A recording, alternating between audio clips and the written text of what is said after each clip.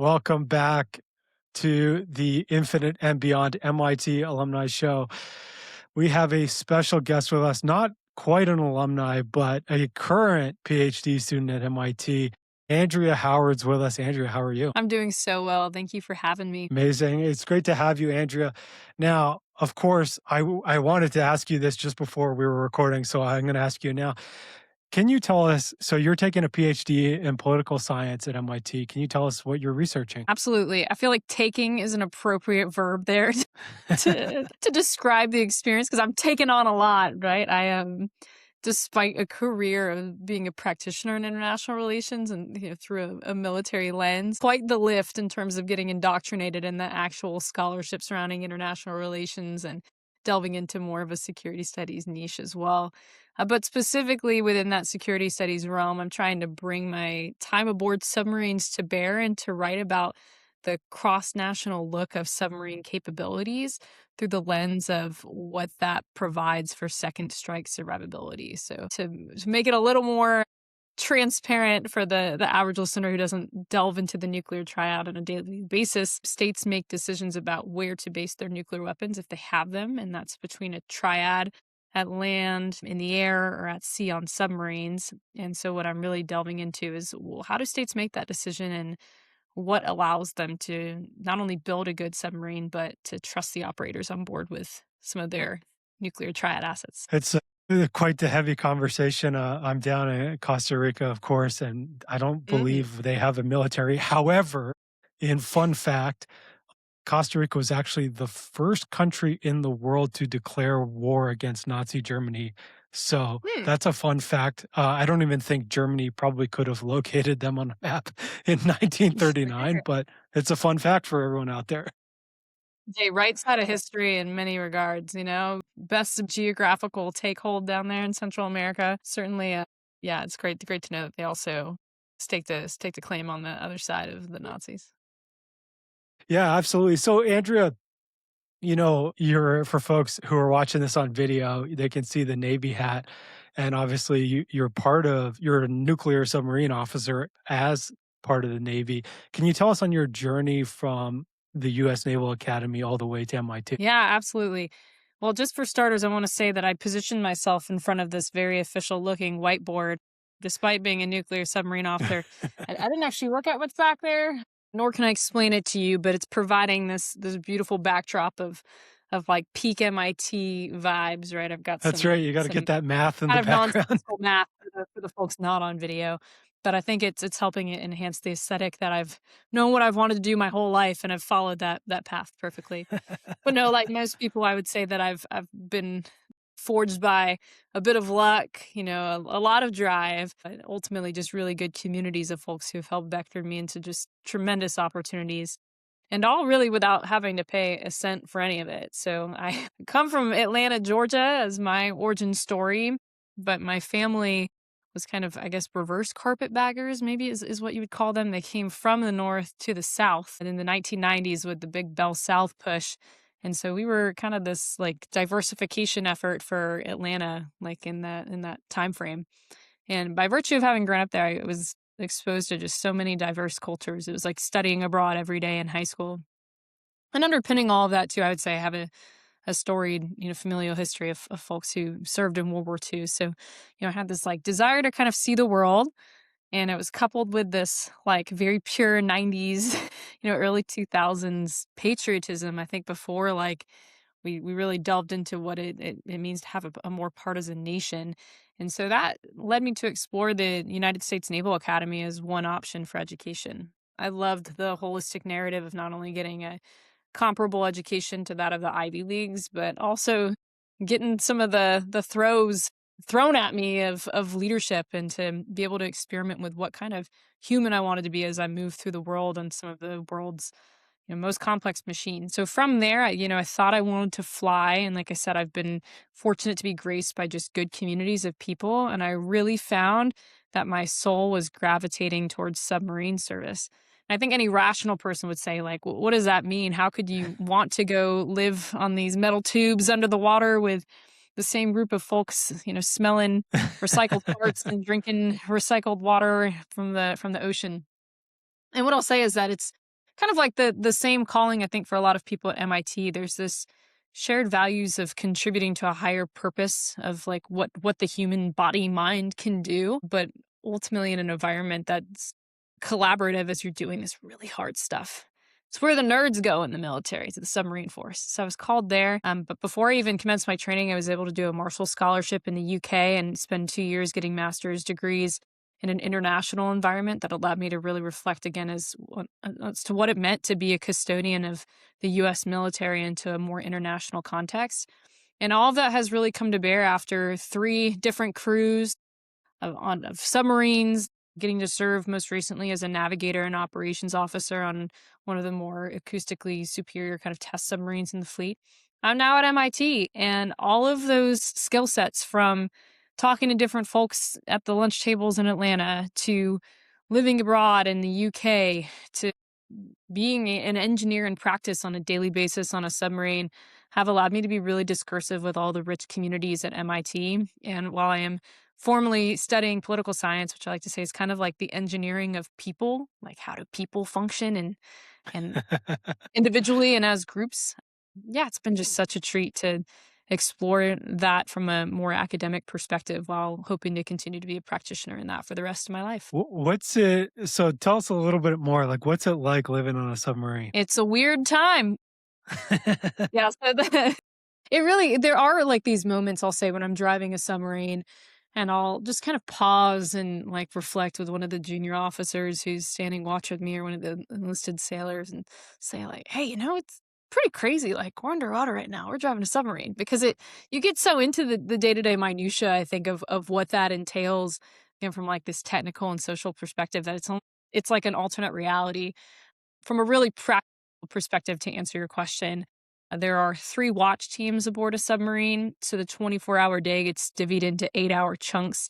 And that has been kind of a development really in the past like 5 or 6 years to preserve the circadian rhythm. And yeah, what that looks like, you wake up, you tour around the boat to verify that conditions haven't changed too much from the time that you were asleep. But there's a lot of housekeeping things that are involved with maintaining a submarine at different levels and pressures. And so like you're verifying, for instance, that like there's a decent atmosphere on board, both from like the elemental makeup of it, but also either the pressure or vacuum that's on the ship at any given time. You're looking at repositories of fresh water, you're looking at waste levels. So like there are just things that like again they trend to a certain level, but you ultimately need to verify. And again, housekeeping things can derail a plan to a certain extent, and you might have to massage the times that you're coming to periscope depth for communications or whatever the case may be. So you do a little tour, you end up eating, standing 8 hours of watch, and you might be like, "What does standing watch mean?" Everyone on board has a job to do. So there's auxiliary division folks who maintain the air systems, the poop systems, the hydraulic systems. There are sailors who sit watch solely over the reactor and its affiliated systems. There are mechanics of a nuclear flavor too who really maintain the propulsion system. There are electricians for all of the auxiliary services that come off of the turbine generators. And so everyone has a job to do. And that's even without touching the sonar techs and all the folks that are kind of the eyes and ears to actually drive the boat 3 dimensionally. So you all work together to either make steam to propel the ship, or you take the ship and go kind of quote unquote fight it, as we say. You put it in the right place and right time to do its missions. So all those folks, like I said, they're interrelated, they work together. And then on the tail end of that 8 hours, which is a normal person's workday, you then eat again, and then you are what's called off-going, and you provide support to the on-watch folks. So you provide them bathroom breaks and a chance to get a little snacky halfway, and then you're really doing all of your actual like administrative day work. So as the navigator, I would approve the navigation plans, or I should say recommend them for approval to the captain, but the plans for where we would then kind of go next and at what time, and make sure that again the ship had a safe envelope in which it could operate, and help develop the operational plans too that go along with that. So you have your Google Maps and you have your agenda of what items you want to see on your highway tour underwater. Yeah. And so then you sleep. It's kind of your last 8 hours notionally, and that's the dance 7 days a week for however long you're out and about. No days off on a submarine. As long as the US Navy doesn't make their boats out of carbon fiber and drive them with Xbox controllers, then we're good, right? I can certify the construction. Now, what always makes me laugh is that the newer submarines do in fact use Xbox controllers to control the periscopes. So they're photonics masts. They don't have any hole penetrations. It's like a digital camera equivalent. And so it kind of makes sense that they provided these Xbox controllers because that's what many of the users are kind of Yeah. comfortable just naturally using, having played video games growing up. I myself am not a gamer, so that was actually quite an adjustment for me going from an older platform that did not use those to then exercising like, a periscope like safety routine on an Xbox controller. But we do use them not to actually drive the ship, but I assure you that the US Navy has made prudent decisions with all gaming technology. So Andrea, when we chatted last time, you mentioned that a lot of the training that you've experienced to become a navigator has really helped you understand engineering from a practical point of view.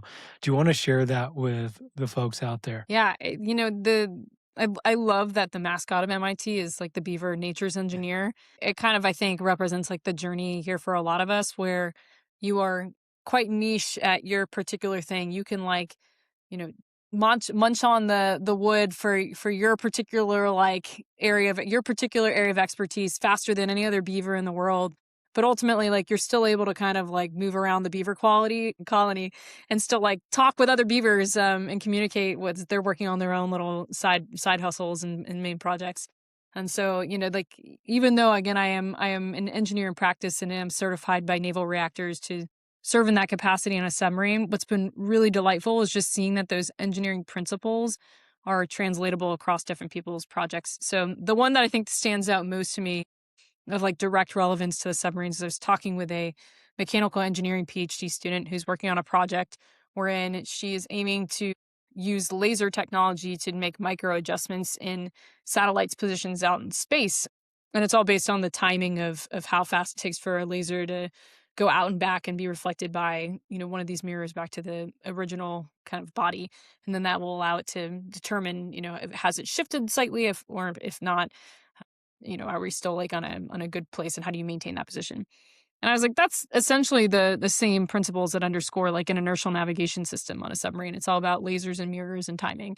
So I've found that this deep understanding that I have from seeing like casualties on hydraulic systems or high pressure air systems underway and having to get really, hands on into walking these systems on board a submarine. It was part of my qualification process. So then, like I said, doing kind of like supervision of emergency repairs of certain systems. Like I can be discursive with pretty much anyone at MIT about their projects, whether it's something as granular as nanotechnology and how electricity flows through their systems, or something that's more like fluid based. I also went to like the plasma lab, and again was just nerding out because of the centrifuge technology that they use, which is very similar to kind of that of like uranium enrichment and the nuclear programs that I'm studying. So turns out the world works in mysterious ways, but we are able to discern a lot of the mystery here through kind of those shared engineering principles at MIT. You're an engineer at heart, right?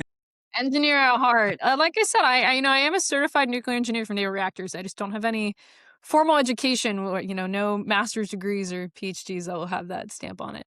But political science is technically science, and I've had my own stripes of coding in R and quantitative methods, which are really being emphasized in the field today. So the math has not escaped me, even if I've tried to escape the math at various points of my career. So like you mentioned you were talking about or you're like researching how folks decide where to put their nuclear arsenal. Like, are Mm. you using math as part of that research? No, I am not. Yeah, so I'm trying to very much so avoid the like specifications of operations of any of these platforms because that gets classified very very quickly. So Yeah. what I'm looking at is just kind of I call it a sequential decision tree, and this has become very popular in the qualitative side of political science. But what I'm really looking at is kind of the interaction of like how survivable is an arsenal. So what kind of threats are facing a certain nation and how does geography influence that as well? And then the next kind of note is like, can a country actually build a good submarine in response to that? And that's again something that I'm just operating off of open source documentation of noise levels of different boats and kind of direct comparisons that are made in that unclassified literature. And then the third piece, and this is where it gets kind of interesting, are like what are the civil military relations between a central government and its operators that's then allowing a nation to, with a good submarine, actually give it the appropriate orders to kind of maintain the assurance that a nuclear weapon will be used, even if like communications fail in a crisis. So do So how countries far away trust do their we have to submariners? move? I've done a number of interviews with former, military folks, and the leadership principles that you all learn are very strong.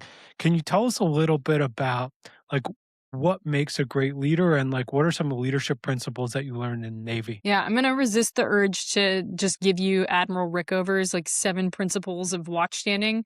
And so I'm gonna a lot of them will be modified from that, but I'll still try to give you like the Andrea Howard take. The first thing that I would say, and I think this one is not necessarily intuitive for like engineers and engineering students, is to like really champion other people. It is such a value add professionally where instead of taking like a competitive route or trying to box out other folks who might be doing similar things, where you instead collaborate with them and lift them up. Like, turns out that superiors are really delighted to see when like you at your level are working quite nicely with your peers.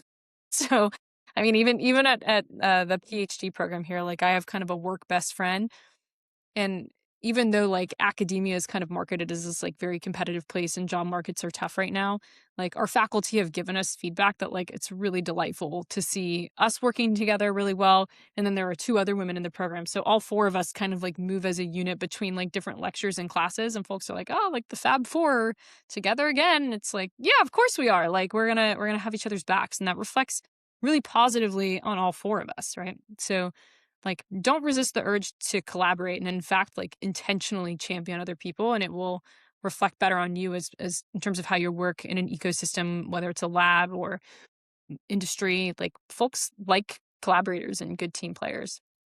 So champion people. Second piece I would say is like ownership is so key. So you know, again, coming from an environment like a PhD program where like really all you're doing in a very simplistic sense is like investing in yourself and growing your brain and like trying to find a way that you personally can contribute to a body of work. I think it's very hard then at times to like shift again into that mindset where you are now responsible for other things and other people and for projects. And so like taking extreme ownership of not just like the project itself, but ensuring that the people that you're working for are like well cared for and that you're again like championing them and promoting their well-being. That's super important, those intangibles. So that's kind of the good side of ownership. And I'd say when things do go awry and you're not meeting deadlines or the thing that you were trying in the lab and were really confident was going to succeed fails, that's when you as the leader have to like really again take that ownership of what has happened and not just sit there and kind of self-victimize, but provide solutions, like have a good attitude and provide different courses of action, COAs as we call them in the military, to your superiors as to like how you can kind of get out of that rut. So don't wait around for somebody to fix your problem. Like have that ownership, take accountability for what's going on and provide solutions based, you know, criteria to move forward. And then the last thing that I'll just say is like network. I think it's again really counterintuitive for folks who are like in these great safe places where you're like, I got 6 years to like work on a PhD.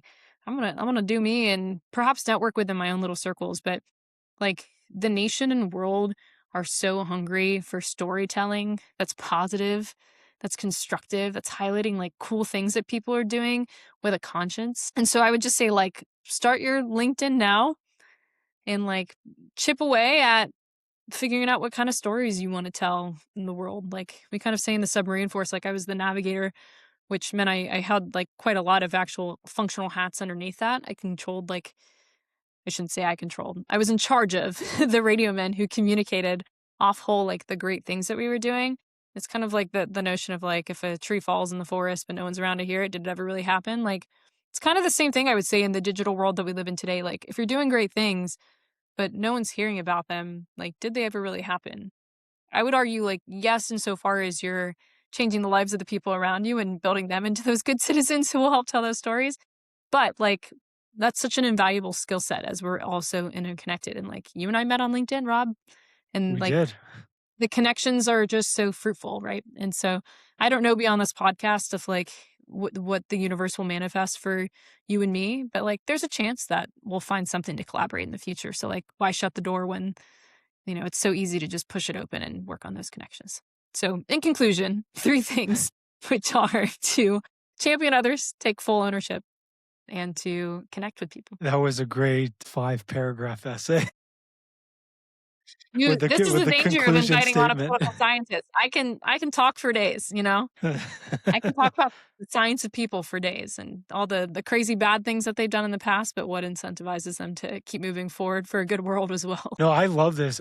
So one thing, like the reason, and I know you know this, but I say this every time on the show, like the reason for this show was to really bring the MIT community back together Yeah.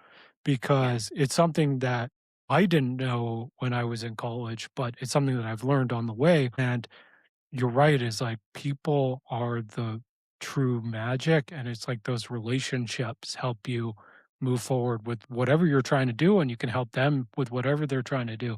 So I love that third one. And I guess on that note, Andrea, like who out there would be interesting for you to meet? Goodness. I probably should have looked at your questions beforehand, but like a true nature's engineer, I'm winging it and seeing what comes to me.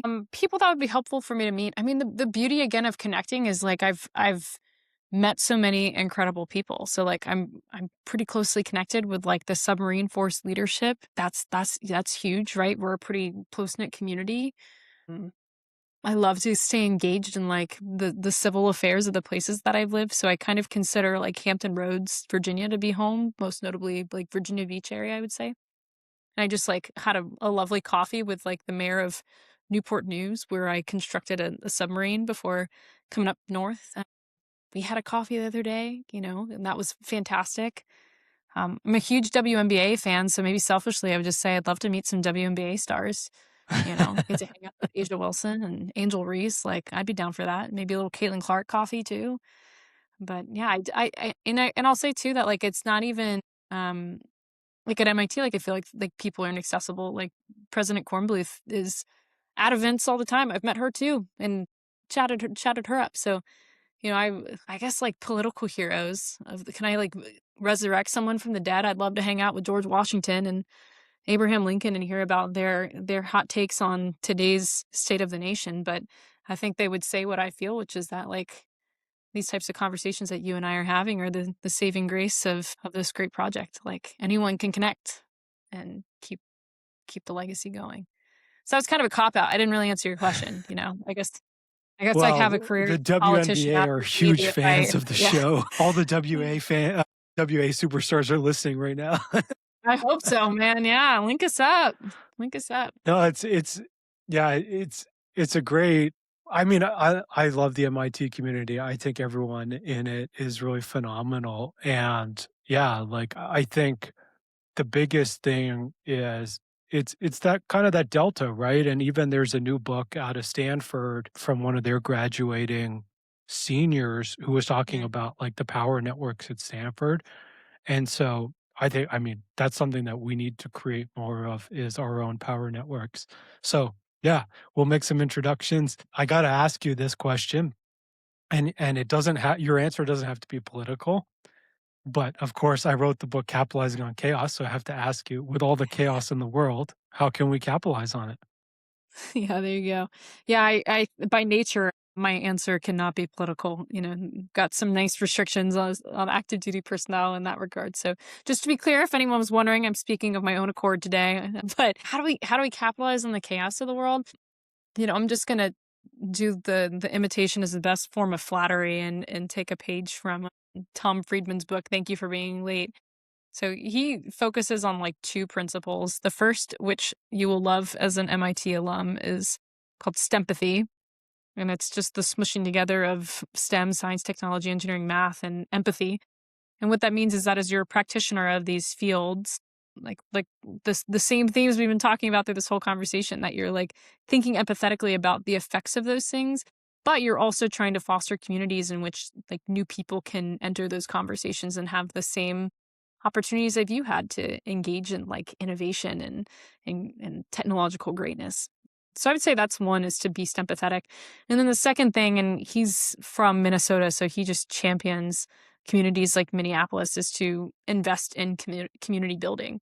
And what's so cool about today is, like we've been talking about, like you can do that in a digital space. Like I've helped connect women who are in the submarine force with each other. We have like a little Facebook group of, nearly 400 of us. And no matter where we are, and some folks are out of communications at certain times under the water, but like there's always somebody who's available to field a question and has probably been through that, seemingly unique experience before. So you can community build as like a digital nomad. But I think what Tom Friedman would say is that like what's even more important is that like you're using the digital space to connect with people in your local community and ultimately showing up in person. There's nothing that replaces like the power of a good conversation, or like I said, like a nice cup of coffee or tea with somebody. And particularly when it comes to like young people and little kids, like to be present with them and pour that love and energy and imagination into whatever it is that their little brains are stewing on. So like, yeah, be sympathetic with those big problems, those hard problems we're working on, but then take the time to like really invest in local community, because that's how you build good citizens brick by brick. I love it. On that note, just a little teaser for folks. We're working on in the background. We're working on a little bit of an MIT, potentially a 1 day or 2 day conference. So if you're interested in that, just reach out to me. I'm sure if you're listening, you probably know me. So either reach out on LinkedIn or send me an email, rob@robkalwarowsky.com, because we'd love contributors, and or if you're interested, I just want to know so that we can move this ball down the road. And then, of course, I've dropped Andrea's LinkedIn in the podcast notes so you can connect with her there. Is there anywhere else you want folks to find you? I mean, theoretically, like if younger people are trying to find me, they can reach out on Instagram. I always like offer that up to the young folks that I mentor. Failing, I'm not ready to take the LinkedIn hop. So again, just like you said, the WNBA stars are listening intently. Whatever younger crowd that you're attracting, if they are interested in reaching out, they can find me at AR_Howard on Instagram. But most of my content, I'll call it, is on LinkedIn. Like the people who are making reels in the military and like are true military influencers with kind of that demographic, I applaud them. I don't know how to make a reel. Or to really do like these short snippets. So I've not surpassed the art of just like taking a picture and writing a good caption, which is where the LinkedIn audience lies. And we respect each other in that regard. So LinkedIn is best, I would say, and then yeah, for the younger crowds, Instagram is totally acceptable. I'm happy to meet people where they are at. Amazing. Just not on TikTok, right? Yeah, not on TikTok, not allowed. Don't do it, kids. I promise you, it's probably worse than you think it is. Amazing, Andrea. Thank you so much for joining us today. I really, really appreciate your perspective, your attitude, and then also like we just connected, I think a couple weeks ago. So it's been amazing to Yeah, get to know you a little bit. Thank you yeah. so much. Thank you so much. I really appreciate the chance to chat with you and illuminate a little bit of the dark underwater world of submarines. Everybody else, thank you so much for listening, and we'll see you all next week.